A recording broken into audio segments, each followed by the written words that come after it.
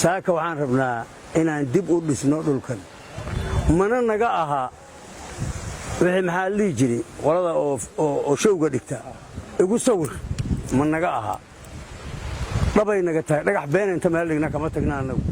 waxaan qabanaynaa wax la taaban kara waay umalihiin dhaqan iyo heredity midna inaan been sheegno been mujtamacaan ku hogaamino mujtamaca waxaan ku hogaamin doonaa run waxaana ku soo hogaamin jirnay run waxaan dib u dhisaynaa halkan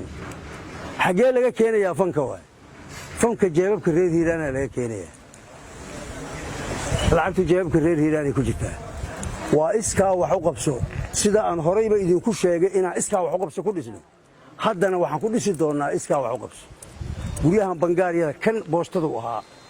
marka boostada laga yimaado intaa kale waxaan ku dhisnay iskaa wax u qabso haddana waxaan ku dhisi doonnaa iskaa wax u qabso hadday military tahay hadday shacab tahay hadday dhallinyaro tahay hadday ganacsato ool iskaa wax u qabso ayaan ku dhisi doonnaa haddii alla mana noqon doonto mar labaadaan carabkayga ku adkaynayaae wixii showga ahaa ee ragga aad garanaysaan inta dhigaan oo igu sawirta ahaa eeg fatahadaa soo baxda ayaan dhoweyn biyahaan dhex tegaynaa hale war biyahayna dhex geynine biyaha ha la soo sawiro annana waxaan dhihi rabna aan idhahdo maya waa la gelayaa intaasaa biyana loo geliyey waxaan la yaabay ahayd sababta biyaha naloo dhex gelinay waa igu sawir macno ma samaysa igu sawir wax la taaban kara ayaa loo baahan yahay saas loo tuuji karo annaga wax la taaban karaan ka shaqaynaynaa waxaana dib u dhisaynaa xaruntii hiiraan state haddii alla ayaan dib u dhisaynaa waxaan ka codsanayaa dadka soomaaliyeed ee gobolkan deggan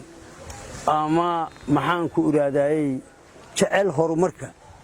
in ay ka qayb qaataanna codsigaa iyo farriintaa waa u diraynaa haddii ilaahay idmana waa ka soo dhalaali doonnaa doorka aan leennahay iyo mas-uuliyadda aan leennahay waa ka soo dhalaalaynaa waxaan rabaa inaan wax yar dib ugu laabto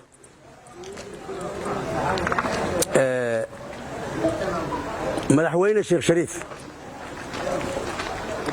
ayaa wuxuu saxiixay degmooyin dalku leeyahay iyo gobollo ka mida waxaa kala wareegay madaxweyne ninka la yidhaahdo xasan sheekh xilkii uu kala wareegay uu tirsaday waa sharciguu kula wareegay wixii madaxweyne sheekh shariif uu saxiixayna sharci maaha waxay u baahan tahay fasiraad dheeriyay u baahan tahay fasiraaday u baahan tahay gobolka hiiraan laba goboluu ka dhigay gobollo bardana goboluu ka dhigay beledweynena goboluu ka dhigay shabeellada sare iyo hiiraan u kala bixiyey waan haynaa digareetadeedii ayadaana ta raacaynaa kuna dhaqmi doonnaa haddii alla ido magaalada muqdisho 16 degmay ahayd hadda waa 17 degmo waxaana ka dhigay madaxweyne sheekh shariif waa sharci midaanuna sharci maaha yaa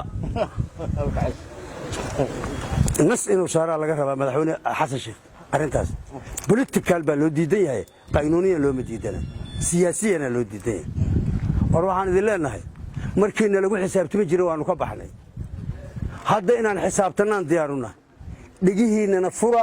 maskaxdiinana dib u geliya ritiriid ku sameeya maskaxdiina dadkani way fakereen waana tashteen cidna ma dulmayaan waxa qaynuunku u ogolaanayeen bay ku dhaqmayaan qaynuunku wuxuu u ogolaanayeen ayuunbay ku dhaqmay doonaan haddii alla qaynuunka kuma qorna madaxweynuhu hebel ninka la yidhahdaa wuxuu saxiixo sharci maaha hebel wuxuu saxiixaana waa sharci qaynuunka meel ugama taal 60 iyo hanka ka dhaxaysa dadkaani konseen qabeen ilaahayna konseenkii wuu ka saaray saaka